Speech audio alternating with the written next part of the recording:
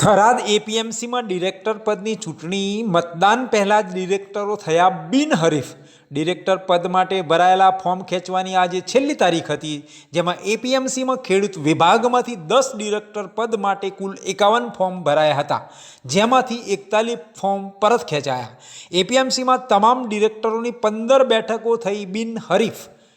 ખેડૂત વિભાગમાંથી 10 બેઠક બિનહરીફ, ખરીદ વેચાણ સંઘ 1 બેઠક બિનહરીફ, વેપારી વિભાગમાંથી 4 બેઠક સહિત કુલ તમામ 15 બેઠકો થઈ બિનહરીફ.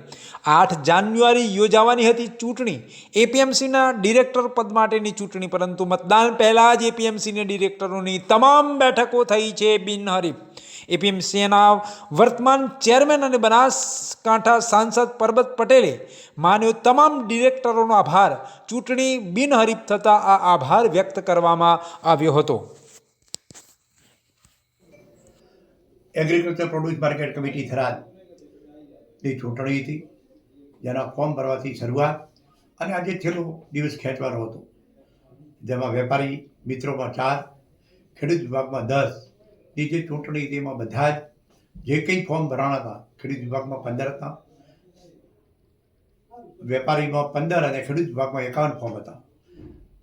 જે રાખવાના તેમાં 4 ફોર્મ વેપારીમાં અને ખેડૂતોમાં 10 ફોર્મ રાખીને તમામ ચૂંટણીની પ્રક્રિયા પૂરી થઈ ગઈ છે. એટલે કે અમારા બીજની માર્કેટ કમિટી થરાદની ચૂંટણી થઈ છે, જેથી વેપારી મિત્રો અને ખેડૂત મતદારોનો જે મતદારો હતા અને આગેવાનોનો મિત્રો હૃદયથી દિલથી ખૂબ ખૂબ આભાર માનું છું કે બધા જ સહકારી ક્ષેત્રમાં ભેગા રહીને, કારણ કે આમાં મારો આપના પણ ઉમેદવાર હતા, કોંગ્રેસના ઉમેદવારો પણ હતા, પણ સહકારિતામાં એમણે પણ સાથ આપ્યો છે અને બધા જ ફોર્મ પાછા ખેંચવાના છે.